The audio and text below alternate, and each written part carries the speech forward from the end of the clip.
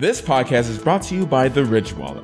The Ridge Wallet is a minimalist front pocket wallet that manages to compress a lot of carrying necessities into a stack not that much bigger than your credit cards themselves. What have you crammed into your Ridge wallets this week, guys? I'm going to be shoving in a lot of packets of vitamin C powder and putting them in everything. And I hope they don't get like crumpled up and rocky. I don't want rocky powder when I'm going through the airport checkpoints. Between my fat stacks and my gym membership card, I've been putting passport-sized photos of my two favorite friends in the world, Matt and George. Oh, Wait, what? Wait, how did you get my photo?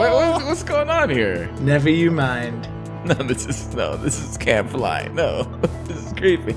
If you'd like to support the podcast, then please follow the links below and check the Ridge wallet out. Ridge is offering 10% off your first order with free worldwide shipping.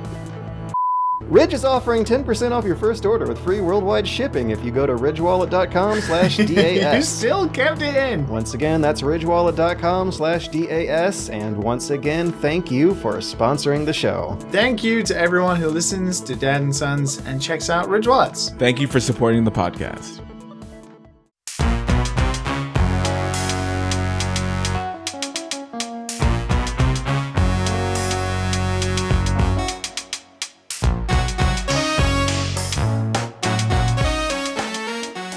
Hello and welcome to your weekly powwow with your dad and your sons. Who's the dad? Who's the sons? I don't fucking know. But I can tell you one thing. As always, I'm joined by my two delightful co-hosts. One in the form of soon-to-be Japan-bound Mr. George Weedman. Hello. Jealous. And of course, as always, it's the bring sunshine into our lives. Oh, The guy who I love so dearly. is that a racist joke? Is that sunshine? I'm here pouring my heart out to you. I was just trying to get you. Damn it. I tell you what, though, it's funny you say that, Matt, because one of the best comments we had was about your Ridge Wallet's introduction last week. And I listened back to it, and I couldn't stop laughing for about 10 minutes. It was I perfect. played that to a friend who giggled like a baby at that joke. But of course, we have the wonderful Mr. Matt Visual. Oh, thank you.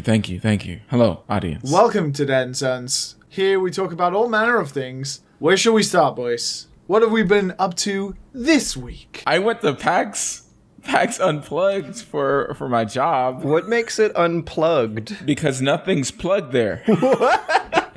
I don't know what I expected. It's all board games. Ah. It's all board games. How was that? It was fun. I got to meet some people. Met some D&D people. Oh man, so many figurines for D&D. That's great. You got Keyforge was there. You got some Warhammer stuff. All sorts of stuff was there. It was fun. Are those things still like really expensive? Well, which ones? The pewter figurines for Warhammer. Oh yeah, absolutely. Darn. Well, I mean, you could get like a box set, like 2 armies for like 150, and it's like a big old box set. What? And you could like split it with somebody. There's cheaper ones too. Fuck. Oh yeah, I bet that's how the kids do it. They split it up. Split it up. I have like dipped in it. I used to be so hardcore into Warhammer 40k when I was younger, and that hobby is so expensive. Like, you could become like a professional golfer for the price it costs to collect Warhammer. It's ridiculous.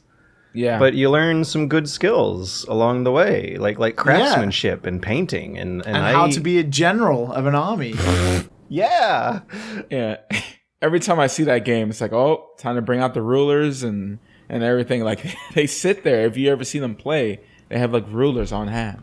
Yeah. It's nuts. Because you got to know how many inches you can move a unit and stuff like that. It used to have like the big, what was it, the codex, the big Warhammer 40k codex, which was like a 1,000-page rule book about how to play the game. Wow. And then each individual army would have their own codex, which would be their own individual rules. It's mental. When I was a kid, I was really into a tabletop Lord of the Rings game put out by Games Workshop that kind of worked sort of off of Warhammer rules. I played it with a friend once, but I still had good-ass fun for like 6 months just painting and building sets. Yeah. So I was super into the Lord of the Rings ones as well because I love the Lord of the Rings films. Really? I never got to play a game. Because no one remembers that. It was very short-lived. Yeah, it was like around 2001, wasn't it? Like it just kicked off maybe around when Two Towers came out, and then they had this big thing. I remember. Because I used to collect White Dwarf. White Dwarf is the magazine for Games Workshop, and like it would always have, obviously you'd have Warhammer 40k that would dominate it, as well as Warhammer, and then you'd have all the other stuff, which would be like Blood Bowl and I forget what they called this, the space warships one they had, Gothic Battlefleet or something.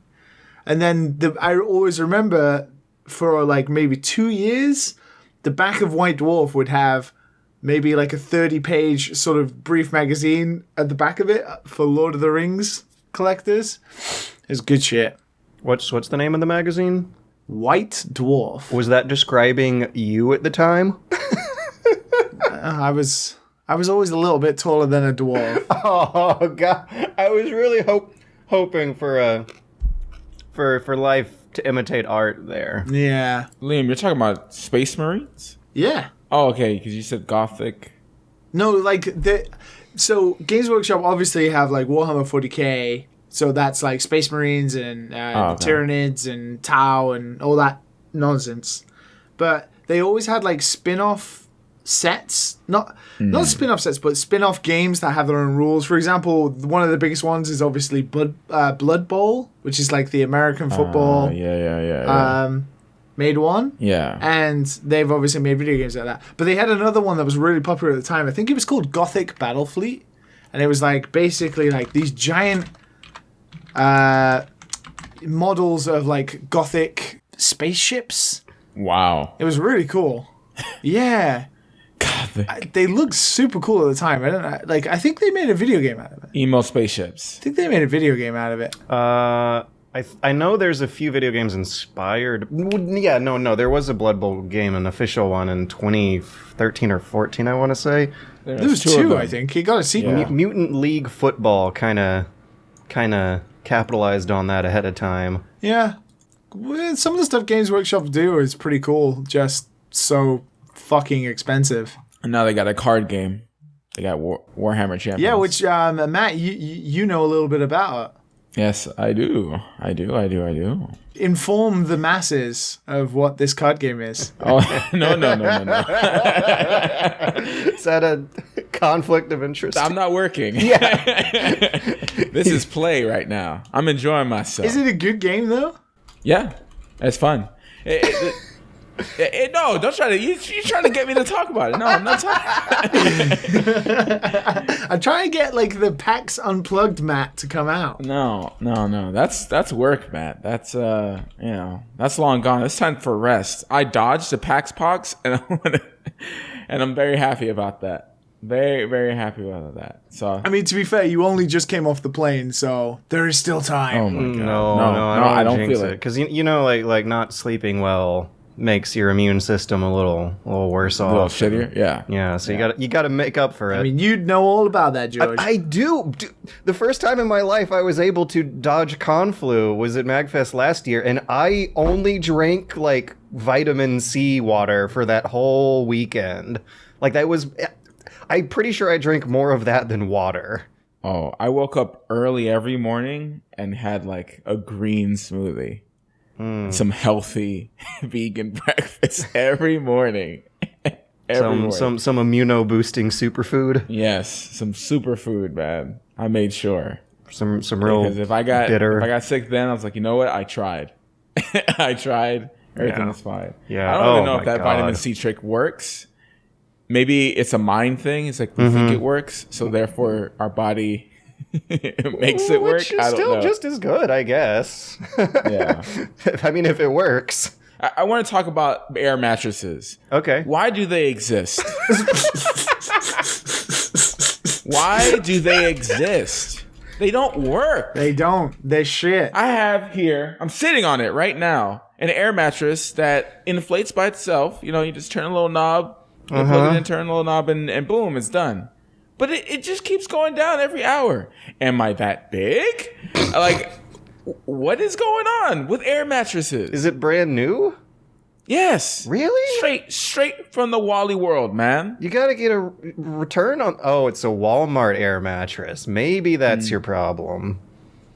Oh my God. Where else do you get air mattresses from? From the internet? Airmattresses.com. Do you have an air mattress dealer, George? I don't know. I remember buying an air mattress and sleeping on it in my mom's house for a weekend and it being not great, but okay.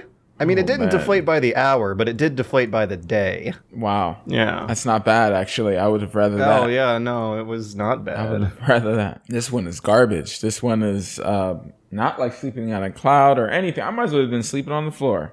How bad this thing was. In the grand Japanese tradition. Yeah.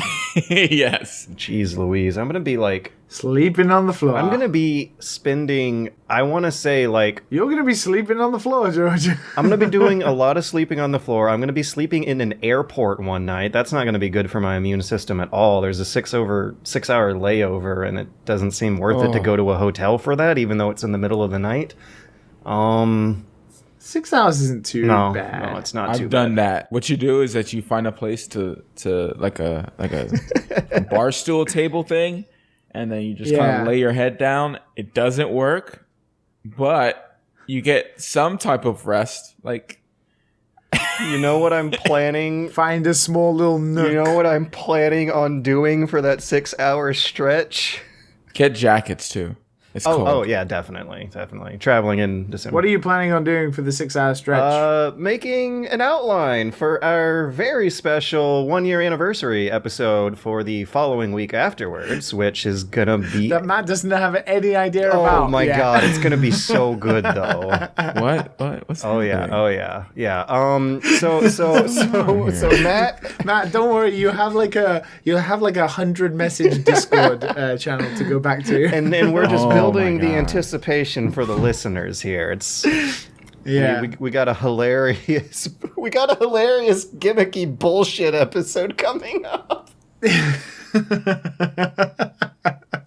Oh boy. But god damn, I'm gonna be spending I want to say like at least a quarter of my waking life over the next week just on trains or airports or airplanes for the next week. And I really hope I don't get some horrible super flu. I mean... Don't bring that shit to me. I'll try my darndest. I'll try. I am not being sick over Christmas because I met you. Ugh. It's something about being sick that's just like, man, what a waste of freaking time. You just sit here and just feel useless. Oh, man, yeah. I hate it. Like, when I was young, it's like, yeah, I'm sick. I get to play games. Now it's just like, yo... I got stuff to do. I have to take unpaid vacation and like stay at home. Oh. Yeah, no, never. Never. I rather work. To be like, I am very lucky and I'm touching wood so fucking hard right now. I've never been seriously touching wood. Excuse me. Seriously, I've never been seriously sick in my existence before, but like my first year in Japan, I got influenza. Yeah, I bet. The subways. You know why they wear the masks. I might be wearing the masks on this trip. Yeah. But I got flu, and it was the type B or whatever it is, and it was like the proper nasty one. I was out for a whole week. I never had that in my life before. I was so fucking sick, and I hated every single second of it. Oh my God. I couldn't even turn on the light. It hurt my head so much. Holy shit. Guess what happened to me after last week's episode? You got the flu. I had a cold during last week's episode. It was not a bad one, but enough, I guess, to make my voice sound visibly or audibly nasally. After the episode went up, about 24 hours later, my mom called me and told me to be taking some vitamins. Wow. Did she listen to the show? I guess so. I have to think about that now. I have to... Oh, it's too late. Hi, George's mom. It's way mom. too late, George. No! We're 51 episodes in. I hope you listened to all 51 of them. Oh and my heard God. us bully your son. Please don't comment on the show underneath the episode title. Mom, I still love you though. You're a son today, George. You're a son. Is that the episode title? Mom, I still love you. Oh my god. Oh my god, I'm gonna be like the worst mama's baby boy after that if I pull that shit. I guess we'll decide as the episode goes on. Which would necessitate talking about more fun stuff. Besides influenza, traveling flu, air mattresses not inflating properly after work trips to gaming conventions. What do we have that's fun? I've done fun stuff, but I don't want to like hog it again. I mean, I got my one big one that people are requesting, and I'll hold on to that one until. Are you making a video about that shit, though? Actually, right now I don't have plans to, so much as I have plans to just talk about it a lot during the end of the year video. I feel like the audience. I feel like I'm not part of this podcast right now. Hey, you guys are having like secret conversations. What's going on? What's going on? Include me. That's because someone is like asleep. Well, that's the time zone logistics. It's like a fact of nature. I don't. Yeah, 7 o'clock my time, 10 o'clock George's time. Your midnight Liam's time. I can tell you the only game I've played, because I've been hella busy this week, is more Pokemon. Jeez. But I won't press on too much. But I'm starting to like it. Jeez. Is it Stockholm Syndrome? I don't know. Maybe it's an okay but not great game. There is one thing I like about it, and I kind of talked about it a little bit last week. And I think they expected that a lot of people, the majority of people, I think Aaron Hansen, Igor after tweeted the same thing. He was playing similar to me. A lot of people are going to be catching lots and lots and lots of Pokemon, which means all your Pokemon level up quite a lot. But I'm not doing that. Once I have like one of something, I don't need any more, so I just bypass all the other Pokemon. And because you can see what Pokemon there are in the field, you don't need to walk around in the long grass for hours trying to randomly encounter a battle with a Pokemon you don't have. You can visibly see right in front of you what Pokemon are there, and if you have them or you don't have them. If not, you just walk past them and carry on. So what I've really liked is because of that, all of my Pokemon are like normal level. They're the same level as trainers. So for example, I'm sitting around level 40 now, and all the trainers are like level 39, 40 in that area. And it's not a challenge, but it actually requires me to use my brain a little bit and use like type advantages and status effects, stuff that I've never had to do in Pokemon before, because it's always been like, this is my highest level Pokemon, I'm just going to press A on Thunder for the next like 10 hours and just get through the game until I get towards the end level. But now it's like, I go up against a trainer and it's like, well, I have to use type advantage and I have to use status effects and stuff like that because we're the same level, and it's really enjoyable. You know, one thing I noticed when playing emulated Pokemon games on a big screen is that the pressing A forever really doesn't work as well when you're like sitting on a couch in front of a TV versus when you're walking around in the world with the portable. I started playing this game on the TV because it was nice and visually pleasing, but then obviously the motion controls were shit, so they pushed me to use the handheld, and I've just played like 15 hours now in handheld, just like I would with other Pokemon games. It's really nice. I was on a bus to Kyoto over the weekend and I played Pokemon for 4 hours on the bus. It was real good. I like hearing that they're a little more detailed with the combat mechanics, though, because I imagine we're going to see some core base mechanics like change significantly for that switch over to a more seated experience versus the portable one. I don't know if they'll do that, but I'm just happy that my experience is not as standard as usual. Like the way you can play the game is to catch loads and loads of Pokemon, and then your Pokemon will be highly over-leveled like usual, like you would any other Pokemon game. But by just choosing to play the way I naturally would want to play, which is once I've got one of every Pokemon, I don't need to catch another, it means that I'm playing at a pretty steady pace, and I'm not insanely over-leveled, making it too easy. So it's quite enjoyable. Yay! But other than that, I'm just kind of holding out because Super Smash Bros. Comes out by the time this podcast goes live. So I'm pretty much just like, well, that's going to take up all my time. Yeah. Next week, we, oh man, we're going to have to decide. Oh man, that's going to change things for our gimmicky bullshit formula, come to think of it. I mean, you know. Well, my big topic that I wanted to get into was Hitman 2, which I did start playing by the podcast last week. Oh, yeah, I'm really enjoying it, actually. I was going to talk about it last week, but didn't get around to it. Played more over the week. Clarified some misconceptions I almost dropped last week. Thing is, it's really weird how this game includes the episodes from the first game. Or previous game, I guess. That's so good. Yeah, well, that's the thing. The thing is, if you own the first game, and I imagine very, very soon we'll start seeing some combo deals pop up that'll be really good. If you don't own Hitman 1, well, okay. I'm trying to think of what, like, the more default state of loading up Hitman 2 is like. Because if you have Hitman 2 and a copy of Hitman 1 registered, Hitman 2016, I mean, and the names are also confusing, registered to the same account you have your Hitman 2 code on, then you open the game, and you see a level select screen with all the stuff from the first game, but your saves and your progress don't carry over. If you have Hitman 2 but not Hitman 1, the only levels you see on the level select screen are just going to be Hitman 2 levels. So the redundancy now is that if you want to get into these games, you might as well start with 2. If there's no reason to start with 1 if you're genuinely expecting to do the whole package and don't care about saving a little bit of money. Oh, the thing is, this is actually another Hitman game. I thought you were talking about an older Hitman game. I did not know this existed. Yeah, Hitman 2 came out in like 2002, right? Ugh.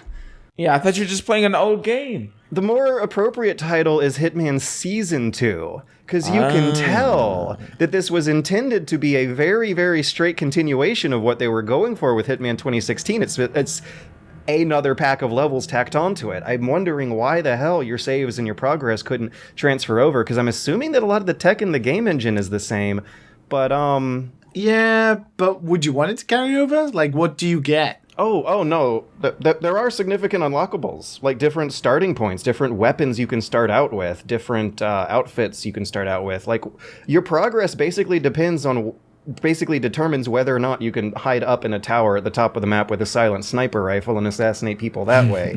Because that's only for season 1 missions, though, right? Like, you couldn't do that for the season 2 stuff. No, you can. The season 2 has like the same full suite of unlockables as season 1. All the features are there. It's really impressive, actually. They changed publishers and also changed release models. Like, it's so weird to think about. Because Hitman 2 does not have the episodic releases that Hitman 1 did. Hitman 1, fuck! Hitman 2016, I mean! Man, the human race is going to have to figure out how to name sequels beyond number 4 and 5. Because this is... Yeah. Let me actually get to the good stuff. They retain their level of quality, despite the incredible differences in how this version of Hitman is released compared to the previous season. Despite the naming, the level of quality is still there. Apparently, they didn't have the budget for facial animation and lip sync, so you'll see these cool-ass, high-quality cutscenes zooming from cool-ass looking architecture and characters with cool-ass music in the background, cool-ass dialogue of cool-ass voice acting, talking about some complicated conspiracy involving the agency, the militia, the Providence defectors, and it'll be swooping between characters who are like statues who are just kind of looking at each other while dialogue plays. But once you're actually in the game, the production values are incredibly polished, if not more so than the first episode. The thing that's so reassuring to me is that they knew where to spend their money and how to mitigate the problems that this game evidently had releasing, because oh god, these new levels are freaking great. They are so freaking great. They really nail the childish mischief of sneaking around being a voyeur and also pretending to be someone else. It absolutely positively nails a certain style of humor that is unique to video games, in which a very straight-faced, serious presentation suddenly turns into the Three Stooges as soon as the player starts pressing buttons. It's got this wonderful deadpan sense of humor. The levels are wonderfully complicated clockwork pieces of stealth sandboxing that are just as big and complicated as they were in the previous game. Like I was really impressed at the Sapienza level, how it's this complicated mansion with mafioso guarding certain points with different levels of guard security to sneak through, with a secret underground laboratory in the basement. But outside of that mansion is the entire town of Sapienza that the a lot of the extra contract missions. Oh my god, they're drilling again! Anyways, there's another deal like that going on in Hitman 2016 where a drug lord's mansion in Colombia has a whole freaking town around it that you can explore. And correct me if I'm wrong, but I actually think it's a little bigger and a little more detailed with a little more going on than the Sapienza analog from Hitman 2016. I am incredibly impressed at the size of this thing, the complexity of this thing, the elegance of this thing, the quality, the polish, the personality, the humor of this thing. I want to say I'm 75% through, and I think it might actually be my Game of the Year candidate so far. Wow. Ooh. Yeah. Wow. Yeah, but I guess it makes sense because it ties into my tastes, right? It's a sneaking game with a silly sense of humor and like a campy, fun aesthetic. I mean, it has all the trappings of a camp stealth action game, which we know is your kryptonite. Absolutely. Humor and stealth. I am so glad that this thing is out. Metal Gear Hitman. I am so glad that they were able to keep it going, because you can tell they had some bright ideas in store for how to keep Hitman 2016 going through some fun new levels. And I feel like we very narrowly averted a disaster that would have seen what might very well end up being my Game of the Year for this year not come out at all.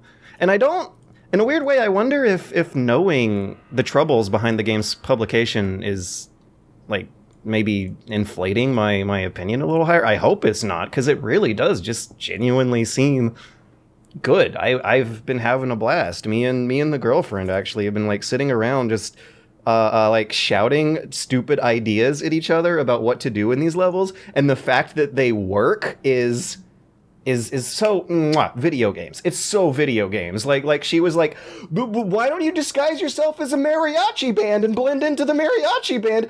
And you actually can. Yeah, that's the kind of dumb shit I'm totally in for. I remember when I was loading up Hitman 2016 for the first time at a friend's house, the Paris level, there's a camera crew in front of the big palace that the Paris fashion show is happening in, and if you walk in front of the camera, they actually, like, shout at you to get out of the way. There's attention to detail, like that level of polish that is also folding into the game mechanics. Like, you don't want to attract attention to yourself when you're trying to maintain your disguise, so wake up, pay attention. Don't do something really visibly stupid like walk in front of a camera crew, even though games usually don't have a way to account for reacting for the player to do that, or at least don't usually bother to account for the player. It's a really fun mindset to put yourself in, and I think that's like the most important part of judging the video game experience, like how much my brain is thinking when I'm playing this game. It's by no means a podcasting game. It's real cerebral, but with all the dumb fun that you still expect to find and love in video. Ooh, it's so far up my alley. Even the elusive mission is good that they have going right now. I was gonna say, did you kill Sean Bean? I did, and I did the same thing I do in every elusive mission, which is carefully follow him around for an hour, swapping disguises along the way, looking for a perfect opportunity, before instead deciding to just hide in a quiet spot and shoot him in the head with a silenced gun and run away. Wow. You are terrible. But the tension is so strong, you don't want to screw it up because you only got one chance. But how many chances would you have had in that 1 hour if you were a better agent or a better hitman? My friend Ryan got a perfect silent assassin rating on that mission. I think I got 2 out of 5 stars, but I still got it done and got to experience the fun dialogue. Oh my god. To be fair, that I was watching some stuff about the Elusive Man, and then it led me all back to that Sean Bean sharp bastard montage, and that made my day a lot better. Have you seen that video? I have not. It might be the same video in the game, though, that precedes the mission. No. Do you know what sharp is? An adjective? Also, it's a TV show that Sean Bean was the star of. He was a fictional British soldier during the Napoleon Wars. Oh my god, it's a history thing? Oh my god. Yeah, it was a British TV show that Sean Bean was the star of. It was basically what made him famous. But he's renowned for just saying the word bastard a lot. And there's a YouTube video that went around a few years ago. It's just every bastard in the show cut together, and I stumbled across that again. It was it's fucking glorious. I'm not remembering any inglorious bastards from his dialogue in the game. I do. Okay. So the thing is, the elusive target is on a cooldown timer. It's supposed to go away forever in a matter of days, though I suspect it's more like a matter of time until they're released permanently. I almost kind of. Yeah, that's what I didn't understand about it. You only get like a day, right, or some shit. You get a week. So if you fail the mission, you can try again at least. No. Oh shit! Wait. What? Yeah, no. That's what I meant by you only have like one opportunity. That's why I always end up playing it safe and just shooting them from a distance, because that's so cool. Dumb, but cool. Yeah, and I just wish they would like release these later as an offline pack. You can still have a like Diablo style permadeath save state going on, I suppose. It wouldn't stop people from swapping their files out, but this was kind of sort of the Trojan horse, so to speak, for keeping the game quote unquote always online. They reverted back on that stuff a little bit significantly, but the idea was for the live challenges to be a one-shot chance that goes away IRL as well as in the game. That is cool. Yeah, that's really cool. Very cool, but weird business decisions.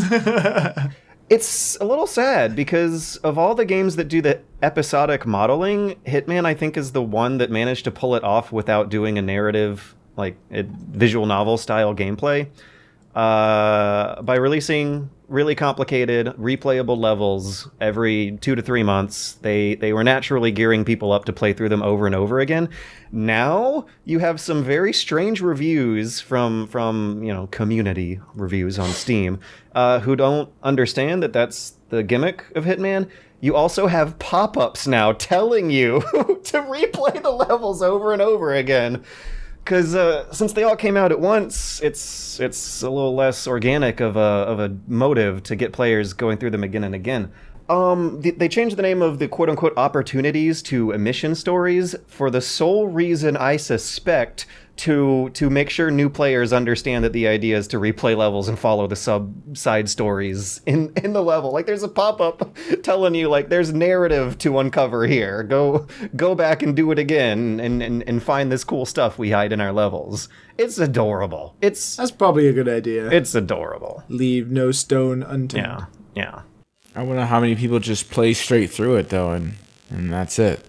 And those are the weird reviews. But you know what? I feel like I'm gonna give the kids the benefit of the doubt. If you've never played Hitman before and go into this, again, highly recommended. May very well be my game of the year. Was pretty much almost my game of the year for 2016. I had like a toss up between that and other really good stuff. But 2018, this Hitman Season 2, Hitman 2, whatever you want to call it, it's on a level above and beyond, I think, a lot of the other stuff I've been playing this year. I feel quite bad, though, because didn't it bomb, though? Hitman 1? No, Hitman 2 didn't sell very well. Yeah, Hitman 1 didn't sell enough. I'm not familiar with how well Hitman 2 is selling so far. Supposedly not that great. Don't know. Okay, because I'm Googling it now, and I almost don't want to see the answers. Let's see. Got a Reddit thread. Hitman 2 sales at 250k max at the moment. This was posted 2 weeks ago. On Steam, at least. I wonder how well the console sales are doing. Hitman 2 retail sales are down 90% from Hitman Absolution. This is a reset era thread. I will actually link to this one, because this is alarming. They linked to an article from GameIndustry.biz. Pokemon and Spyro topped the same week Hitman 2 came out. And That's rough. Coming out when, like, nostalgia are fucking high. damn, IO Interactive stealth game debuts at number 10. The last Hitman title was an episodic digital release, so comparisons are impossible to make. This sucks. I wonder if the episodic release schedule actually was better for them, like, in terms of revenue and profit. What a cursed game. Mm-hmm. That's so sad. Yeah. Oh dear.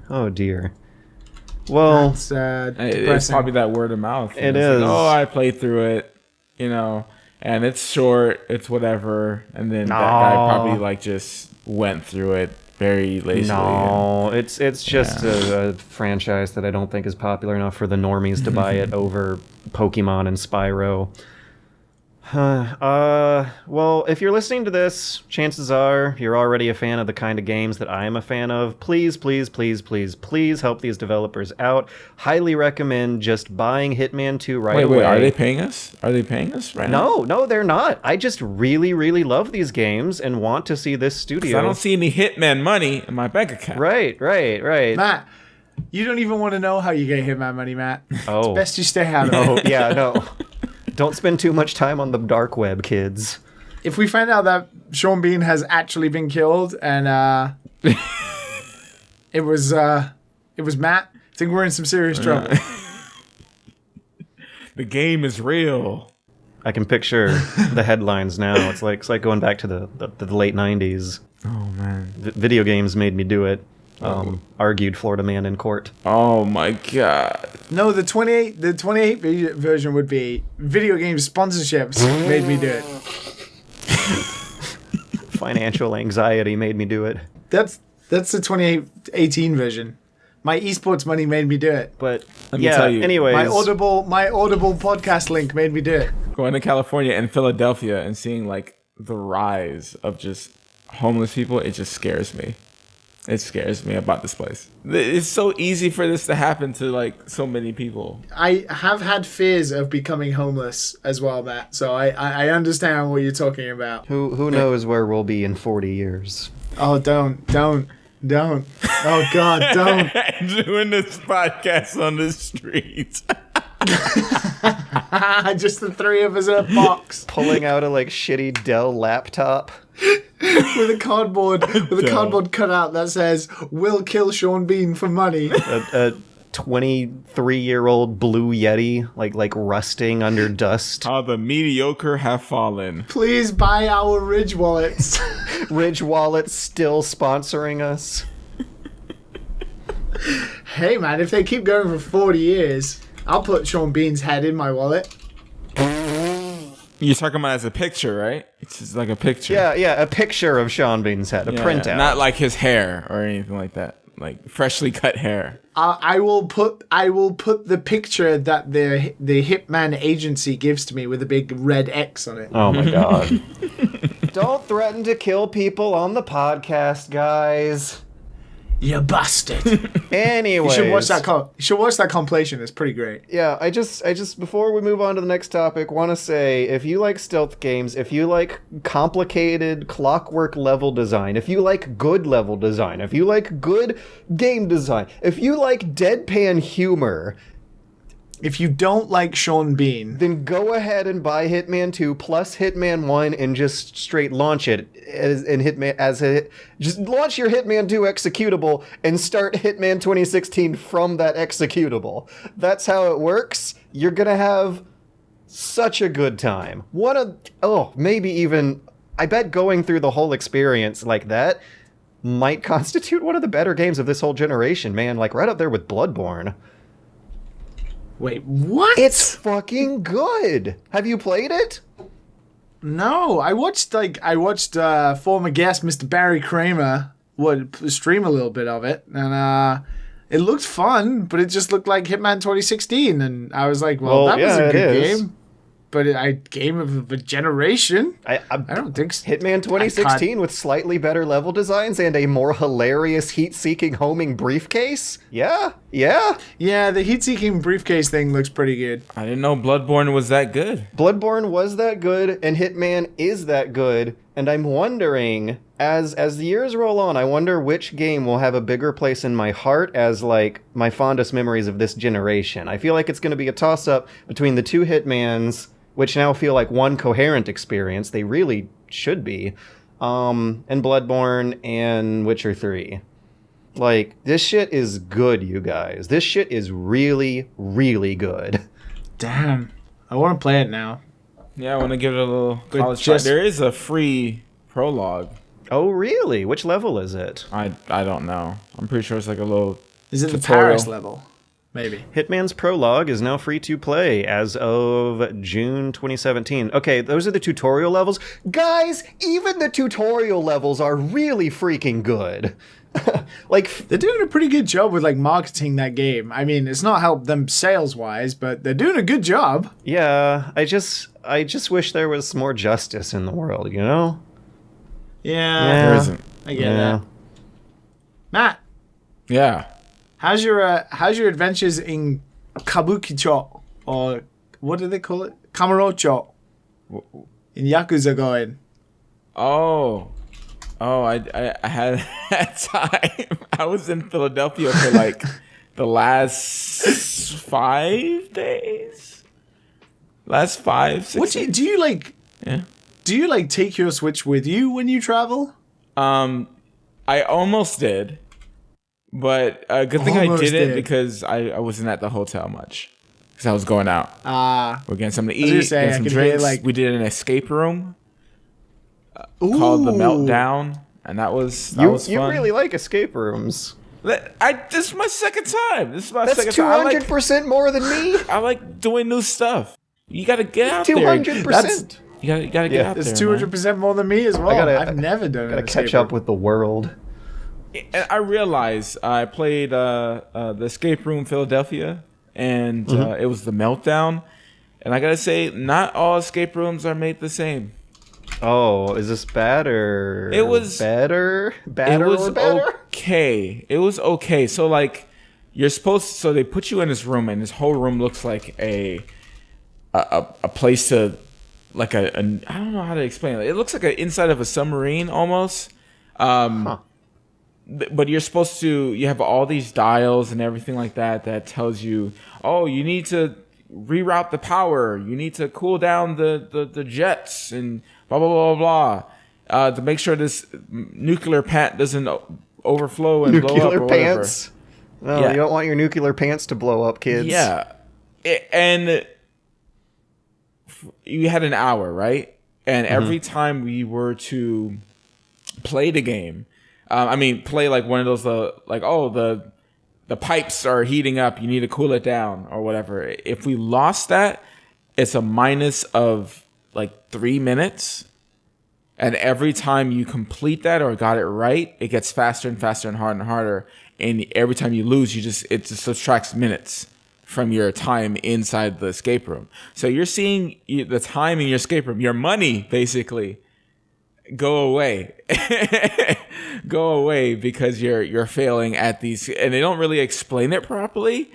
It was I guess that's how you feel every time you go into an escape room. You kind of feel like you don't know everything. You're trying to get your bearings and stuff, but these felt like they weren't done right.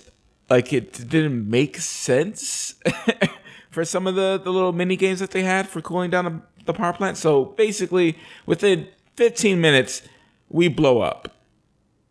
And you explode. From an hour to your nuclear pants explode. And we're like, okay, that was kind of a waste of money.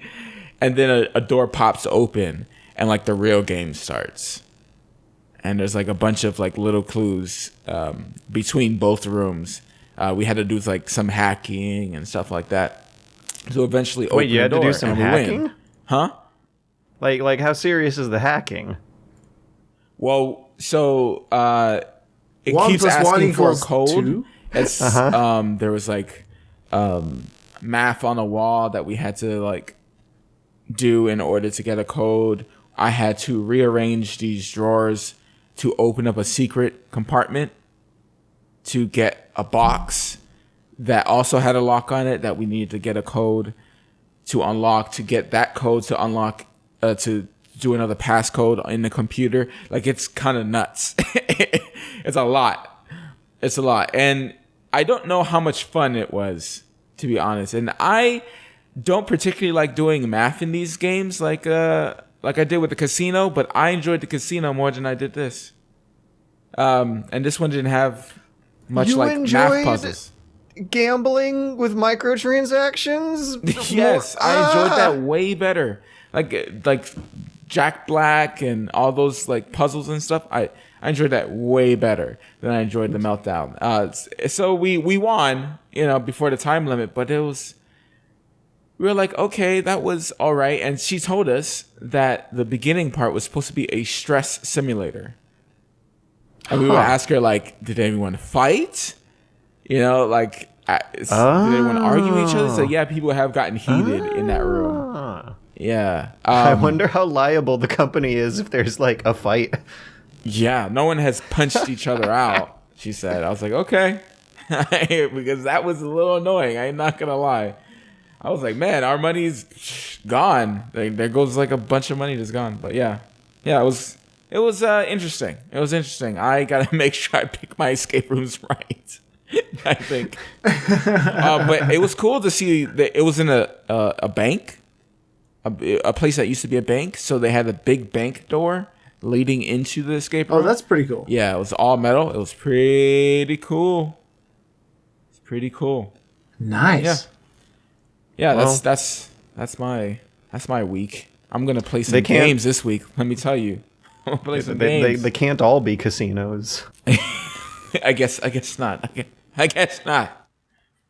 You're just swapping scenes from bank heist movies, like planning out in a casino or robbing a casino and then moving towards a bank. Like next, you're going to be like in an escape room that's also a car chase at the same time. Oh, that would be great. Oh my god, if there's an escape room that makes you have a car chase, that would be fucking cool. Yeah, if they found a way to make it like safe and a controlled environment, that would be expensive.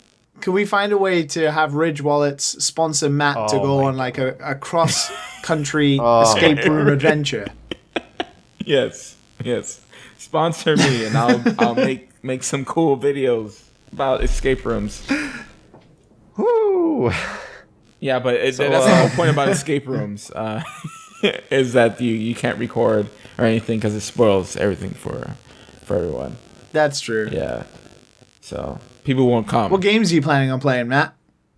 I'm probably gonna tickle some Yakuza. And I'm unsure. Hey, I feel like I have to buy Smash. Dude, I wouldn't tickle any Yakuza. You're going to lose your fingers. Yeah. Yakuza? And we all got to buy Smash. Yes! So I think it's a requirement, it's beginning. right? I can feel my skin. So I think I'm going to buy it and play that story because I've been wanting to play a Smash story for years. Feel my pants getting a little tighter. I'm like, but I'm wearing no trousers right now, and I can tell you. Are you ready to smash? Is that your Smash outfit? Hearing my two loves in life, my dad's and my son's, talk about Smash is making me want to smash. Oh my god, I can't wait to smash next week. I know. Oh, George, we're gonna smash together. It's gonna be so great. It's been so long since the good old days of smashing with friends in the hotels. Maybe we'll smash in front of a camera for other people to watch. Live, as it happens, maybe. How much energy we have after podcasting. It's going to be illegal in 40 of the 50 states. and Japan, depending on which parts we use to smash and how we do the just pixels. Make sure you shave beforehand and it'll be fine. This is getting a little. okay, I think my like standards of decency are different than everyone else. Because I'm shocked at that. But considering the comments we got on our Bowsette episode, I guess that's just like mild for the kids these days. What? What is?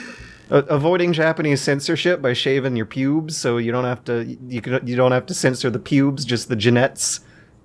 Really? Jeanettes. Yeah, that's something I never thought I'd share, but Liam just dropped it right.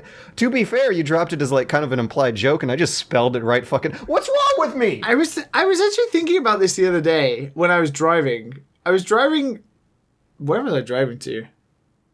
I was driving to pick up some bus tickets. Sure, that's what I was doing, and I was driving past. Return some tapes. No, the turning I get off from the sort of like the highway, I always visibly remember it because there's a like Tenga store there. What? Okay. What's a Tenga store? It's exactly what it sounds like. So a Tenga is like... Yeah, what is it, Liam? I bet you know all about them.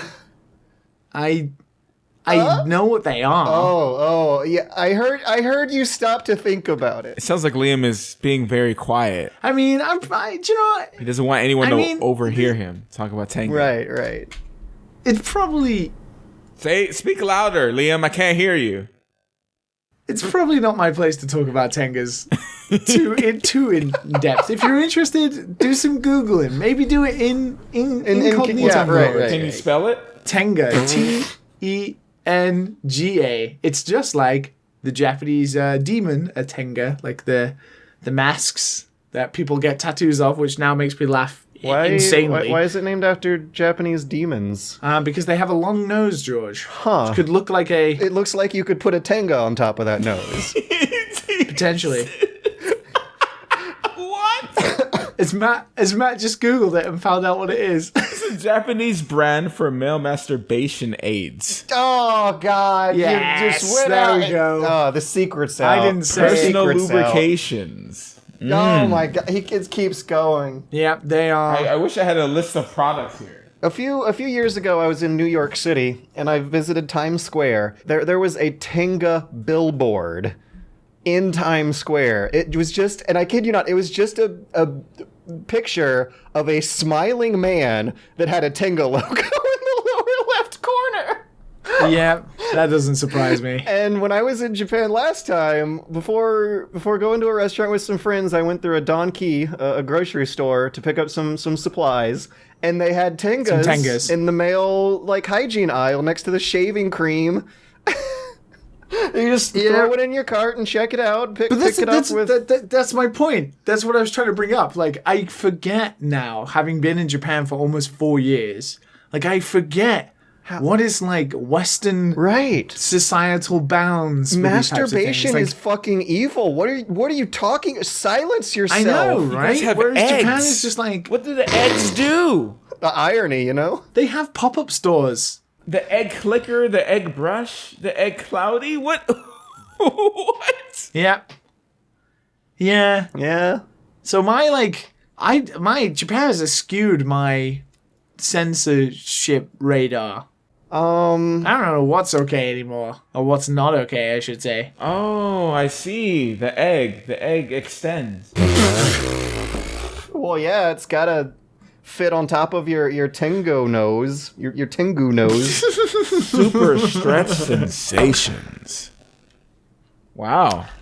Super stretch sensations. I've learned something new about Japan. So one of the things that so fascinated me about history over the previous weeks was exactly trying to find this out. Like, when did Christian-oriented puritanism start like really getting into demonizing sex and masturbation and incorporating sexism into it? And I think we have Paul of Tarsus to thank for a lot of this.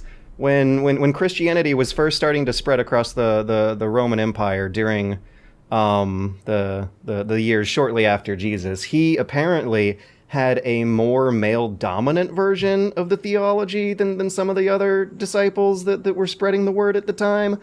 And I'm wondering, because, like, compared to the era of Christianity afterwards, Rome was sexy as hell.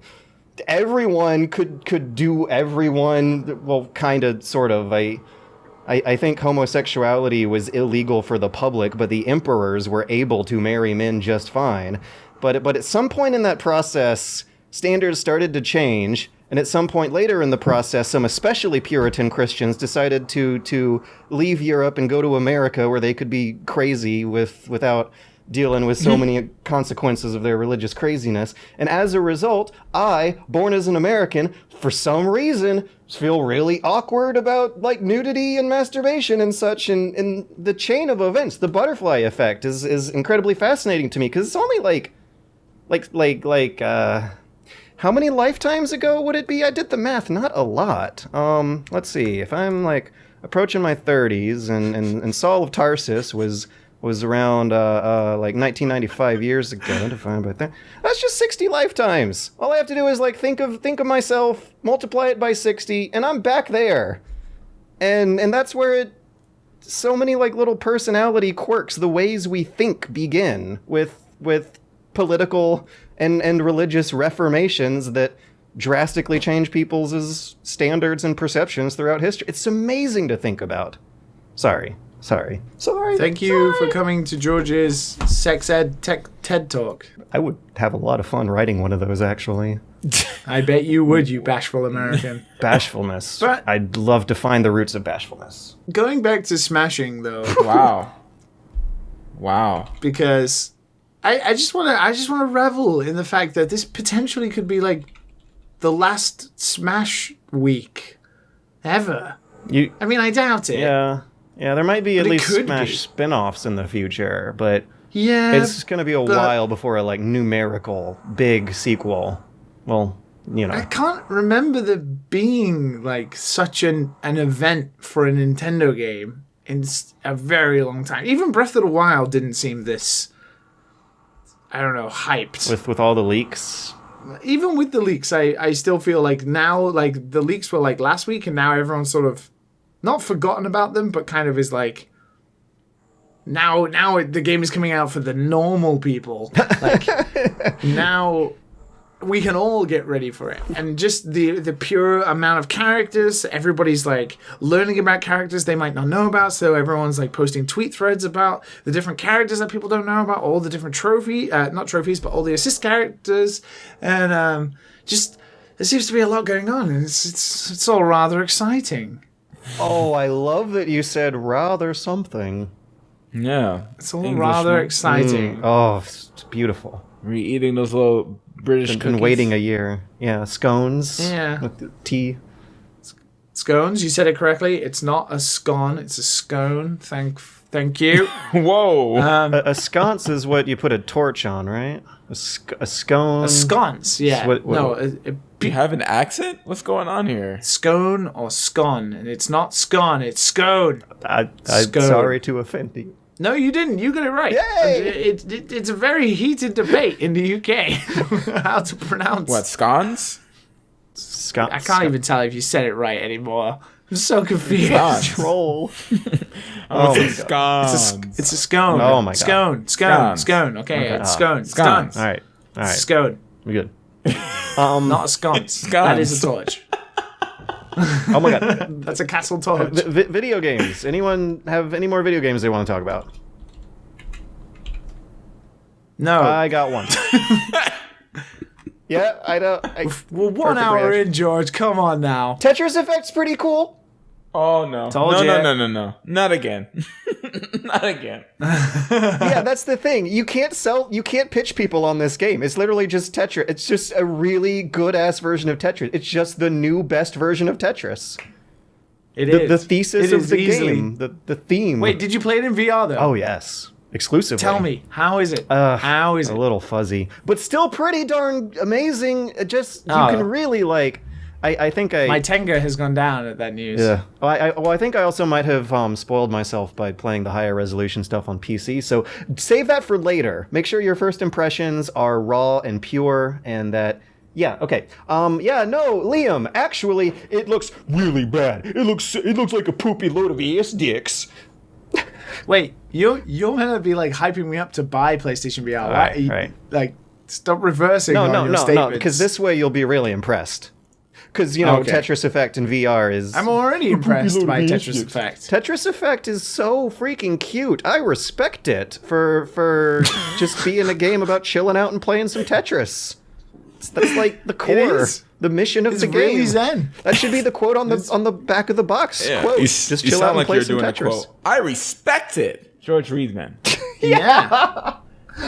This episode, we've been sponsored by Hitman 2, Tetris Effect, Ridge Wallets, Escape Rooms. Nope. And Nintendo's Smash of something. Tenga. Don't forget Tenga. No, we're definitely sponsored by Tenga.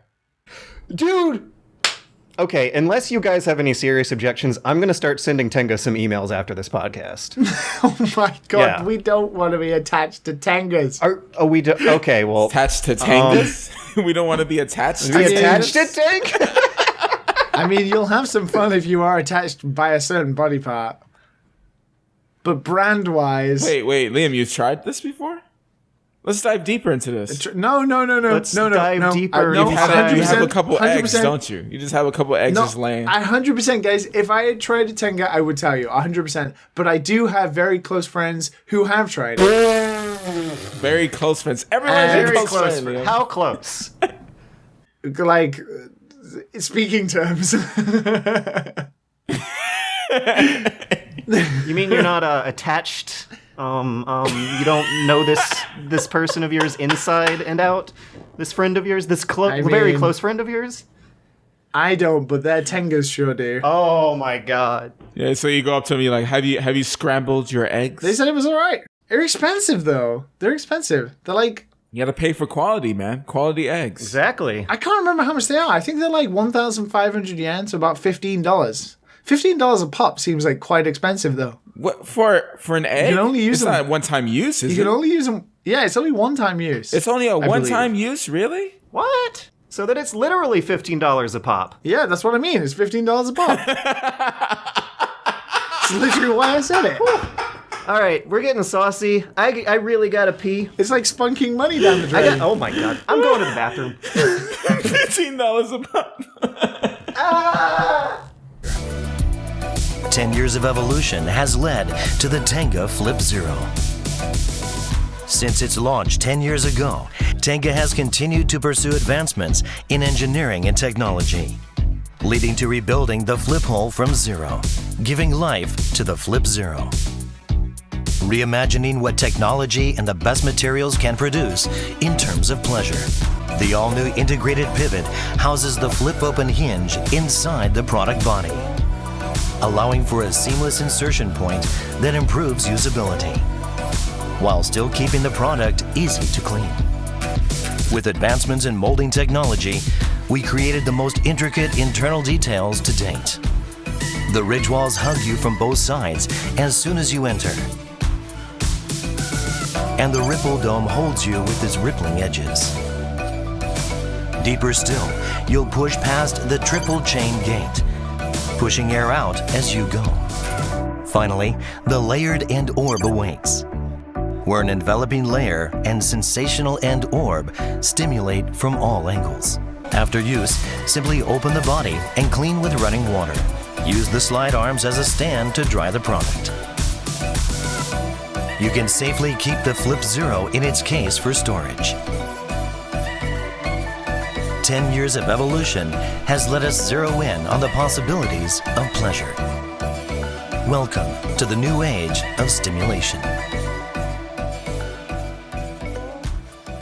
And welcome back to the Dad and Sons podcast. We promise, I think we try anyway, to not bring up any sexual devices or promotions in this next half of the Dad and Sons podcast. This time we're talking about video game news, which we all know makes our Tengas hard. I mean, Oh my god, you already broke your own rule! I know, I can't help it. This is a little indulgent. I'm sorry, this is kind of a George topic, but Valve has discontinued the Steam Link.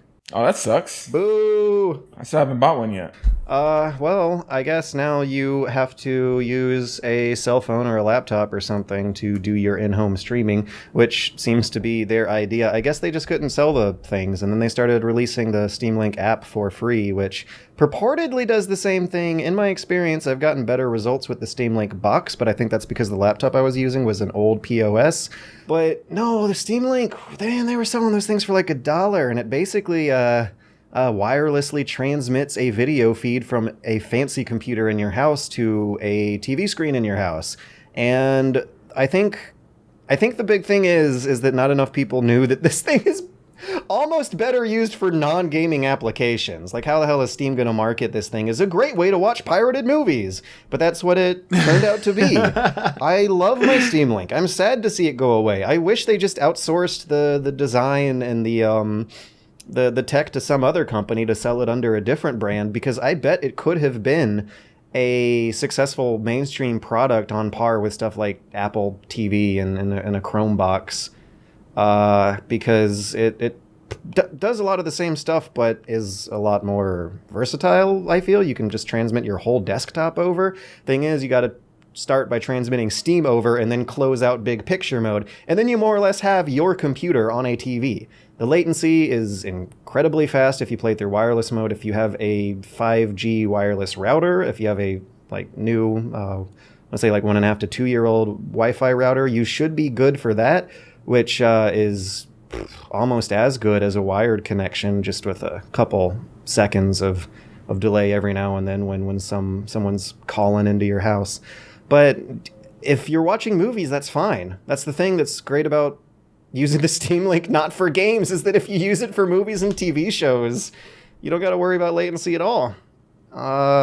It's a shame that they're making it go away, but it makes business sense. I mean, 2 weeks after they discontinued it, they just now have released a free version of the Steam Link app, which is always free on whatever device they release it on, for the Raspberry Pi. It's on everything now. It's on, I think they had to redo their iPhone version. But yeah, you can use it on Apple devices. You can use it on Chrome devices. You can use it on laptops. And for that reason, they seem to have discontinued the hardware itself. I mean, at $2.50, I did consider buying one. I still didn't buy one. You also live in a tiny Japanese apartment. I bet someone like Matt might be able to make more use of a Steam Link. Well, they're gone now. Can't get it. Well, I guess we'll never know. We'll never know. Until the next streaming box comes out. So a more fun topic that I think more of us will be chiming in on is Fallout 76. The gift that just keeps giving. It's in the news again. Stuff is still happening. So what happened in this case is a false advertising scandal. Bethesda was offering a canvas duffel bag in their Power Armor edition of the game. Yeah, which one that the Power Armor helmet comes in. I heard a rumor that the Power Armor edition of the game doesn't even come with the game. I went and looked it up. Apparently, now they're clarifying it does. I don't know if that means it didn't before, but that would have been an even bigger fiasco if it didn't. But point is, the bag that actually shipped out is a cheap nylon POS that is a good 2/3 to just slightly above half the size of what's shown in the picture, because what's shown in the picture... Holy shit, this was bad. What's shown in the picture has it sitting next to the Power Armor helmet that this $200 special edition comes with, and it is not to scale in real life as it is to the advertised image. And it's like getting a Big Mac at McDonald's, I guess. Like, wait, what? It looks great in the picture, but when you're when you're holding it up for yourself, it's just kind of a at least a Big Mac is useful. Miserable. Yeah, you can eat a Big Mac. Okay. Okay. Is there a comparing picture? Yeah. Let me look one up, and I will post it in the description. I'll be going on a rant in just a few minutes, but I'm gonna follow up with some more context. Someone had sent Bethesda an email complaining about this bag, and according to their screenshot, the reply they got from Bethesda says, quote, "Hello. We are sorry that you aren't happy with the bag. The bag shown in the media was a prototype and was too expensive to make. We aren't planning on doing anything about it." What? That last line. Wait, they actually said that? They don't plan on doing anything about it?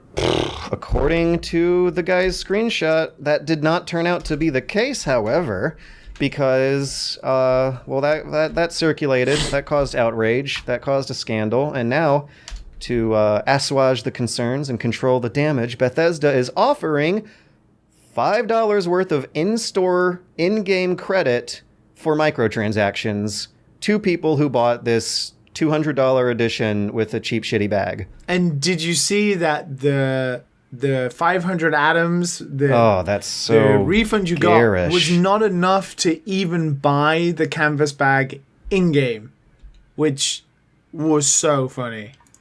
Oh. This picture doesn't really show much, though. It doesn't tell me much. Well, you can see him holding the bag up against the helmet, and then you can see the image of the helmet next to the bag in the promotional artwork. It is false advertising because the description says canvas West Tech double bag, and the one that comes is made out of nylon. So even if the pictures weren't the same, the text does say canvas. Now the text says... the text says the bag is not as depicted in the image. Quote, "Bag is not correct representation of product." Is even worse. It's pretty bad. The bag does look cheap, but that's it. It's just a bag. That's it. It's just a bag. People spent $200 on a special collector's edition of a video game they didn't know would be good or bad, that came with a product that was misrepresented in the official advertising because apparently they hadn't learned their lesson. I mean, I get it. People are fans of games. I don't They get like it. spending money on collector's editions. I don't get that. I don't get that either, but it still is no excuse for the fact that they got shafted. Not just by the fact that Fallout 76 is obviously a mediocre game, but they got shafted because it says one thing and the thing they got is completely and utterly different. I feel like they're not entirely not at fault either. They're still funneling money into this ecosystem that deceives and exploits people. And no, that's not the way it works. Oh, you want to buy something, you want to buy something. $200 for plastic bullshit?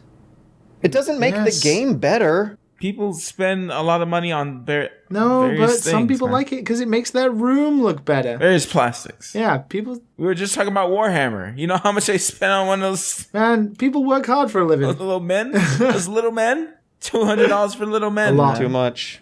$200 little men is a hobby that I don't think I can rationalize. You like touching little men. If you ever wanted to tell me that something was wrong, buy some Warhammer, and then I know something is wrong with you.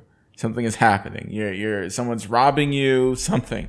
I feel like weird enough that I bought Hitman 2 after the day after launch because of word of mouth. Like, I didn't even look at reviews. I just had two friends be like, "Yeah, no, it's as good, if not better than the first." And I was like, okay.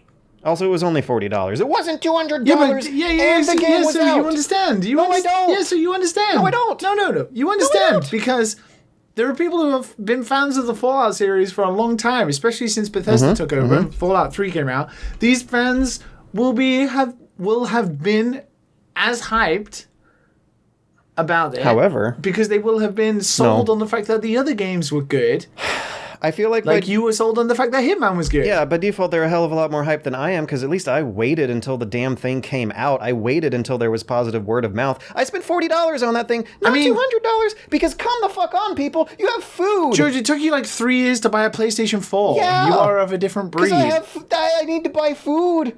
I have a grad school fund I want to keep going for after the YouTube apocalypse happens. Nothing lasts forever. You gotta be prepared, guys. Well, our generation is gonna have a fundamentally different career path than previous ones. We're gonna have to change educations and skills as life goes on and algorithms replace jobs. And I really don't want to be caught without money when Well, it's already started happening. When that happens further. People work hard, George, for their money. If they want to spend it on plastic helmets for a game that turned out to be mediocre, if it brings them some semblance of happiness, then they can do it. Better treat her right. They can. The question is if they should. If it's rational. I mean, it's Bethesda's fault for selling it in the first place.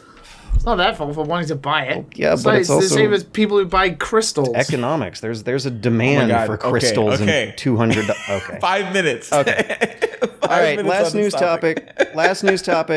PlayStation Classic. It's coming back again. These news topics that Here's are another gifts, piece of shit you can buy. Yeah, they keep on giving. They showed up last week. Official reviews came out this week. Like, further impressions are coming in that are revealing further cracks at the seams. Apparently, you can plug certain types of keyboards into the PlayStation Classic and access a emulator menu by pressing Escape that allows you to play the 60 hertz NTSC versions of the games. God. It allows you to juggle around multiple save states. You can toggle on scan lines and basically have a lot of requested features that did not make it into the official user-friendly front end of the console. Did Sony just not know that this was part of the emulator, or are they just dumb? I think they rushed this one out, you guys. Wow. Although a commenter did point out a very valid reason to use the 50 hertz PAL versions, and that's greater language support. But if there was support for 60 frames per second this whole time, then having it as an optional, having it as an option in case it breaks something, you can just have it as an option, program in a pop-up warning users it might break something, and there you go. You're good. It's already built into the emulator, but they didn't want to make those menus. Because, I mean, when you were a kid, I don't know about you guys, but when you were a kid and I played European versions of things, it always asked me, do you want to play this game with 50 hertz or 60 hertz? When I was a kid, I had no fucking idea what that meant. So I just pressed whatever mode was the first option. The only reason I know what you're talking about is that I saw it a lot when I was playing emulated games as a kid. Yeah, so did I. You trying to download which one? You're like, I don't know. Free is free. I like that. I like that they didn't even change it, because the NTSC version the American version that came out, when you load certain games, it still just says licensed by Sony Computer Entertainment Europe. It's like it just didn't change anything. It's exactly like a PlayStation 1 if you played it in Europe. Does Sony Computer Entertainment Europe still exist? Yeah. It's just that was the PlayStation screen for European games. This happens even on the NTSC version of the PlayStation 1 Classic. So when you boot up some games on the American version of this Classic, which is obviously the same, it's some games just say Sony Computer Entertainment Europe because they are the PAL ROMs. Which, has me wondering if it's a hack or like a separately stored ROM, because there were some old Nintendo 64 emulators. PJ64 1.6 can actually pretty darn reliably increase the frame rates of some of those old N64 games to like a perfect 60. Perfect Dark is a blast on that emulator. And I'm wondering if that's what's going on here. Anyways. Well, that's pretty much bombed, and I saw so many people who were like canceling their pre-orders, people who are extremely unhappy. It looks like Sony have really, really lost some good faith. Same with Bethesda. Unless they, it's weird. These two seemingly, giants have been they've been severely wounded. At least, I mean, Bethesda way more than Sony. With Bethesda, it feels more like a matter of time. Like I guess they couldn't keep sustaining their audience to the numbers they did after Skyrim while retaining that same level of quality. Because people would expect improvements with iterative sequels, and it's not happening. I respect them. Not to go back to Bethesda, but I respect them for taking a risk and trying something new. Just the way they executed it was poor, especially for a company that has an insane amount of resources. But they at least tried. Yeah, and they tried something. A game that's been requested for a decade. A multiplayer Bethesda game is something people have been wanting since Morrowind. It's the one that got Kotaku really fucked over by Bethesda back in the day. hate to like do another shout out, but there is a fan-made multiplayer version of Morrowind out now that I have had fun with. I wonder if I would have had as much fun if I had played Fallout 76 for a day, like I played Morrowind online for a day with some friends. They make it more of a small, intimate co-op experience instead of an MMO thing, and I really think that's what people have been wanting instead of the MMO thing. Yeah. I imagine, but this is the thing. Fallout 76 will live on. There will be a community of players right now who are loving it, who are enjoying playing with their friends, and they will be the people who keeps that game going. So it's kind of over now. Maybe we will be getting letters from them explaining their opinion in emails they send to dadandsonspodcast@gmail.com. Nice. So we got some good questions this week. Christian J says, love the podcast to bits and wanted to ask you what your opinion is about data gathering systems and services built into games, especially as they are not always easy or consequence free to opt out of. They give the example of XCOM 2, which asks you at the start if you are okay with user metrics and data being saved. If you answer yes, the prompt goes away, but if you answer no, the game says, okay, then it'll be collected anonymously. Apparently Total Warhammer has a set of DLC units that are only available if you link your Steam account to a third-party service called Total War Access. There's privacy concerns here that I don't know if I'm too well read up on, but I do have some interesting thoughts about how game developers use these metrics and how we might have been seeing results in the past few years. I'm okay with games gathering play data in-game. For example, like how many hours they've spent in the game, in what particular areas of the game, and basically not their inputs, but data and feedback based on how the player played the game, which is completely different to keeping their data for like emails or passwords or credit card accounts and stuff like that. Yeah, that's the concern. That kind of stuff I don't agree with, and I agree with it to the extent of having a personalized profile that the game remembers your personal preferences. For example, whatever your avatar, your favorite food, pizza, for whatever reason, like that kind of stuff is fine. But sending data to third parties through a video game, it's unnecessary and stupid. Even if the data is harmless playtesting information, your Steam account has your credit card on it. If you link your Steam account to a third-party service that might be able to give some hackers a clue connecting the two, exactly, right? That's the concern, yeah, exactly. That's the stupid thing, right? Gathering player data from your Steam name and taking data from like how long you spent in the game and in various areas and what you were stuck in and what helps people improve games. That kind of stuff is great. Player data is immensely invaluable. It helps understand, on average, how people play your video game and stuff like that. That's great.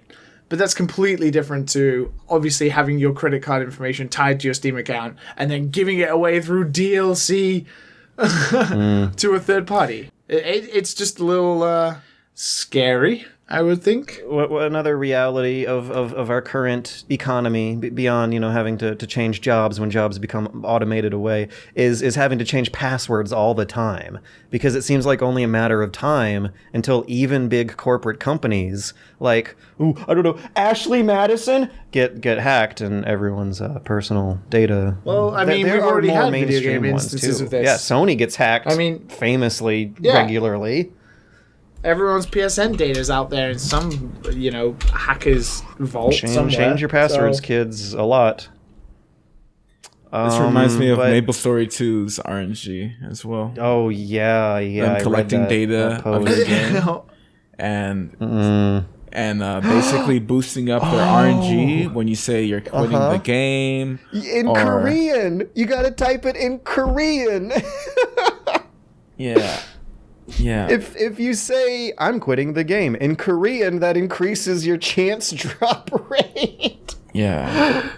But... Oh, scary. The upside... Machines, they're listening. The upside is that I feel like a lot of this player data and player data getting plugged into machine learning algorithms to automate the work of game design is resulting in insanely polished, maybe even quite possibly inhumanly polished balance these days. Stuff that like I don't believe we saw in previous years. Games like Overwatch and Siege, and even on like a lesser, more single player level, Civ 6 even has game design math that I am finding way more compelling. Obviously, people are getting hooked on this multiplayer stuff, and when you read patch notes from them and see GDC talks, a lot of times they will mention things like pick rates and heat maps and how they are working with data from hundreds of thousands of players. There's just a wealth of data that they would not have been able to collect before from in-house QA testing.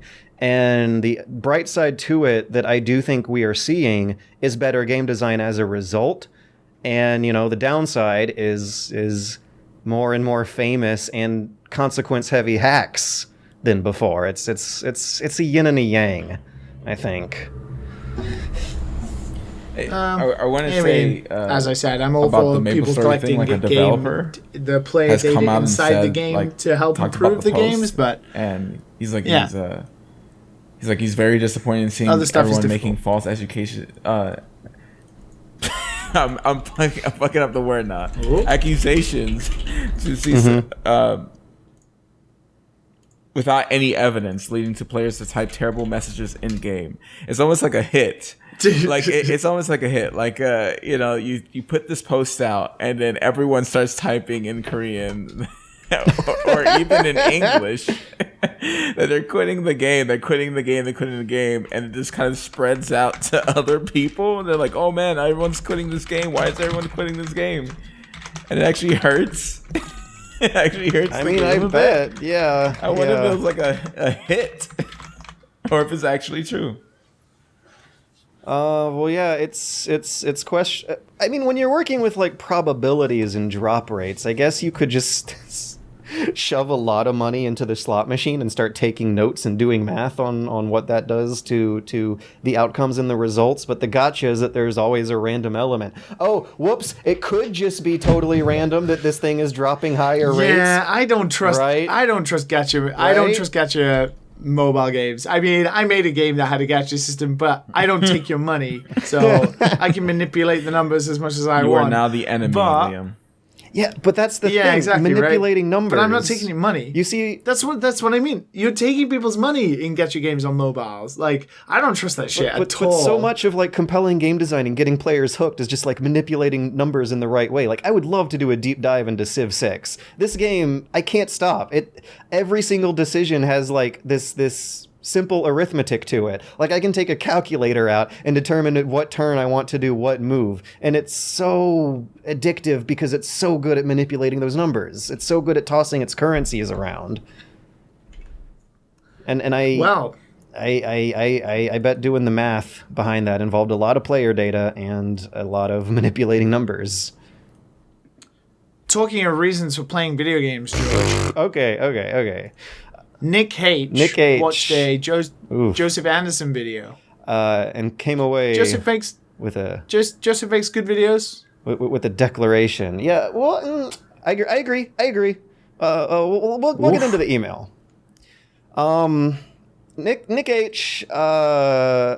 Says from this video that people play games for 6 reasons and wants to know our thoughts on these reasons. Number 1 is for fun, example Portal. Number 2 is for challenge, example Dark Souls. Number 3 is for art, example Ori and the Blind Forest. Number 4 is for story, which would be New Vegas. And number 5 would be for progress, which is Stardew Valley. And number 6 is for PvP, example given is Rocket League. Nick H's question is, Multiplayer. do you agree with this list? Are there any other reasons you would add to it? Which of these are your favorite/least favorite reasons to play, and what are some of your favorite games in these categories? I mean, this is obvious.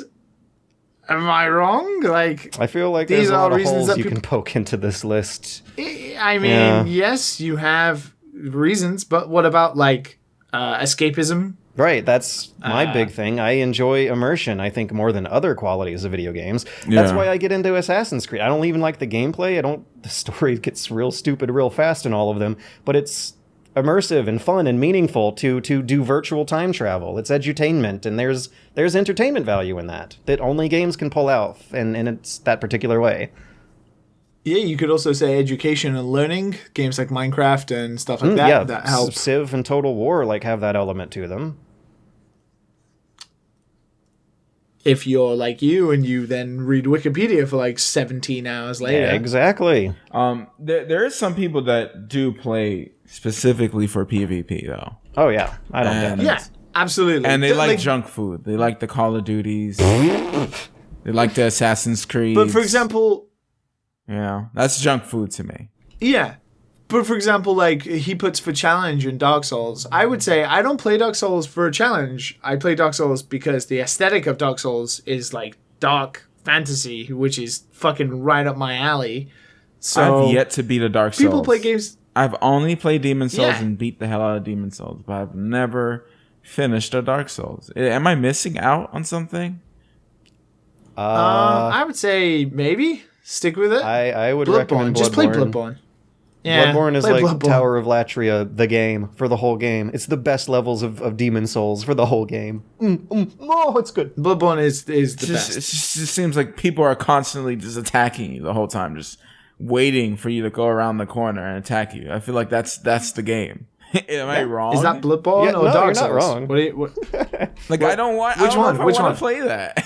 It's like heart attack the game. Oh no, my blood. Yeah. Oh no. You know, I want to... Yeah, isn't it great? Whatever. Yeah. Oh, man, I love Bloodborne's pace. See, Bloodborne's right up my alley. Dark Souls is too slow. People, like, fucking raising their shields and walking around people. Nah, I just want to, like, fucking get up in people's faces and do shit. That's why Bloodborne's great. I think what we're discovering here is that, oh no, it's subjective. Yeah. There are 6 reasons to play games, but there are many more. There are more than 6 reasons to play games. Ultimately, the number one reason you put down is my ultimate reason for playing games. A game to me has to be fun. I care, as you can probably imagine, why I like Nintendo's design philosophy so much is because fun is pretty much my number one reason for playing games. I want to have fun. I don't particularly care too much for escapism. Story can be good in video games, but I find that the duality of meshing those two is really difficult. So very often when you play games that have story and gameplay, one of them will be better than the other, or both will be pretty poor. I don't care too much about like progression of art or graphics in video games too much. And I don't play too many games for progress like Stardew Valley. And since I moved to Japan, I don't play multiplayer games at all. So, yeah, for me, fun is like the number one priority playing games. I look for like fun gameplay mechanics that have good gameplay loops that make me just want to keep playing that. And, yeah. And I think, like, a thing that perturbs me about this list is that number 1, number 2, and number 5 are very, very similar categories, almost to the point of redundancy. Like, how do you differentiate the fun versus the challenge? Like, isn't that, like, the fun is overcoming a challenge? No, I think it's an interesting... I don't know, because it depends. Because some people don't derive fun from challenge. For example, some people do not derive any fun from getting their face pummeled in Bloodborne, like Matt. Nope. Or losing over and over again in like Mega Man, for example. I'm a glutton for punishment like that. Like whenever my girlfriend watches me play games, she does not understand. Well, I thought that conversation was going to go a different way. Whenever my girlfriend... No, we're past the Tengas. I like punishment, but whenever my... Yeah, no, man. I save scum. I set things to the highest difficulty. I use whips. But my number one reason to play games, I don't think is even on this list, and that's wish fulfillment. It's why George kept coming back to lose to me in Soul Calibur. Actually, yeah, no. When I get into a fighting, I'm bad at fighting games, but I have the time of my life losing at them if I'm like learning the systems as I go. But anyways, sure doesn't sound like it. But well, you've seen it happen. Anyways, wish fulfillment. Exactly. Where is immersion on this list? Where is wish fulfillment? That's what I think I get my biggest kicks of games from is when it does a really good job of reflecting the mechanics that a hero, a larger than life hero, would have to deal with, like having to manually sling your webs as Spider-Man. Immersive game mechanics are what I look for number one. Like, I want to feel like I'm there. That's why I'm such a VR slut. That's why I think my tastes differentiate a lot from people who are really into Japanese games. I'm more of a fan of like immersive Western Deus Ex style immersive stuff. Two things that have become really clear to me recently that I really, really enjoy is charm. A video game has to have charm for me to really enjoy it. Charm is Celeste something I really... had charm, and it Celeste had charm. Did not make me feel like a girl. And the other thing I really like recently is games that make me feel smart. Probably my favorite game of this year is Into the Breach, because that game wasn't necessarily fun. It is fun and it's a challenge, but that game made me feel smarter than any game has ever made me feel. And that's something I really enjoy recently as well. With games like Hitman, I imagine you feel the same. They are games that when something goes right in them, particularly very specifically correct, you feel so smart. And that's something I've been enjoying. The game has recently. a beautiful set of mechanics that beautifully gamify the familiar troubles of trying to fit into a crowd you don't belong in. and that's...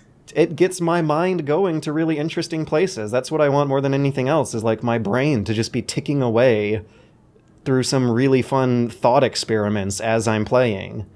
Games are good for many a reason. Yeah. Many a reason. Yeah, I mean, I'm not offended at the list so much as I just like feel like trying to define art is a lost cause. Art's gonna be unpredictable and undefinable by nature, because art is us imagining new things.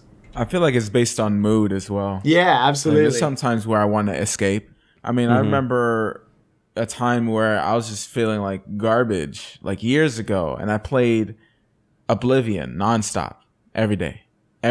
And after beating that, I was like, I felt a little bit better. I was like, yeah, I accomplished this. That's why art is important. People will literally go insane if they don't have recreation. Yeah.